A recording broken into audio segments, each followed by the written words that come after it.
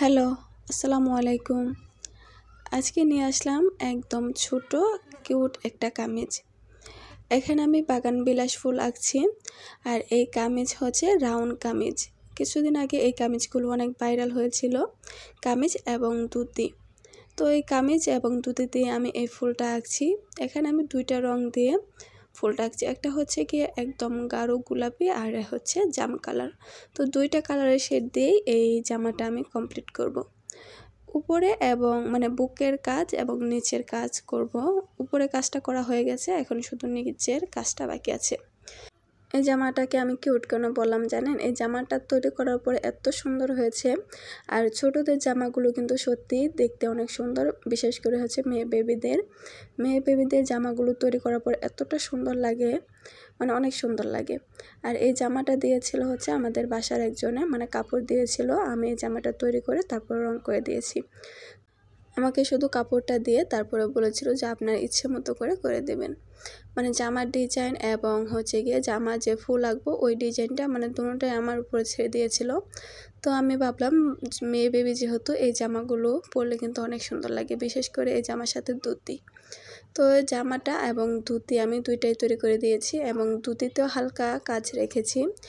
রং করা শেষ করে শুকিয়ে তারপরে আমি আপনাদের সাথে ভিডিওর শেষে শেয়ার করব এই জামাটার ফাইনাল লুকটা কীরকম হয়েছে। সত্যিই কিন্তু অনেক সুন্দর হয়েছে। তো কথা বলতে বলতে দেখতে পাচ্ছেন আমার কাজ ফুলগুলো প্রায় অর্ধেক আঁকা হয়ে গেছে। আমি জাম কালারটা দিয়ে তারপরে মাঝখানে আবার ওই যে গোলাপি কালারের হালকা একটু শেড দিয়ে দিয়েছি, তাহলে দেখতে বেশি সুন্দর লাগবে। আর এই কাজটা কিন্তু আমি প্রথমে পেন্সিল দিয়ে ড্রয়িং করে নিয়েছি, যাতে করে কাজটা করতে আমার সুবিধা হয়, যেহেতু ছোট বেবিদের জামা একদম মাপটাপ ঠিক রেখে তারপরে আমি পেন্সিল দিয়ে আঁকিয়ে তারপরে আমি কাজটা করছি, যাতে বেশি সুন্দর হয়। আর এই বাগান বিলাস ফুল কিন্তু আমার কাছে বিশেষ করে অনেক ভালো লাগে। এই ফুলটা শাড়িতে করা হোক আর জামাতে অনেক সুন্দর লাগে। তো তারপরে এখানে আমি একদম সবুজ কালার দিয়ে পাতাগুলো করে নিচ্ছি। আর পাতাগুলোর মাঝখানে হচ্ছে আমি হলুদ কালার দিয়ে ডাল এঁকেছিলাম। এটাই হচ্ছে আমাদের সবচেয়ে বড় ভুল হয়েছে। যদি একদম গাঢ় সবুজ দিয়ে আমি ডালগুলো দিতাম তাহলে দেখতে আরও বেশি সুন্দর লাগতো। তো তারপরে আমি এই যে ফুল বাগানবিলাস যে ফুলগুলো আছে ফুলের ভিতর দিয়ে আমি হচ্ছে রং দিয়ে দিচ্ছি, একদম লাল টুকটুক একটা কালার, যাতে দেখতে বেশি সুন্দর লাগে, যাতে বেশি না ফুটে এবং একদম ভালো লাগে ওরকম আকারে। তারপর এই যে পাতার মাঝখানে আমি হলুদ কালার দিয়ে ডাল দিয়ে দিচ্ছি রং, তাহলে দেখতে বেশি সুন্দর লাগে। তো বাগান বিলাস ফুল আপনাদের কাছে কীরকম লাগে অবশ্যই কিন্তু কমেন্ট করে জানাবেন।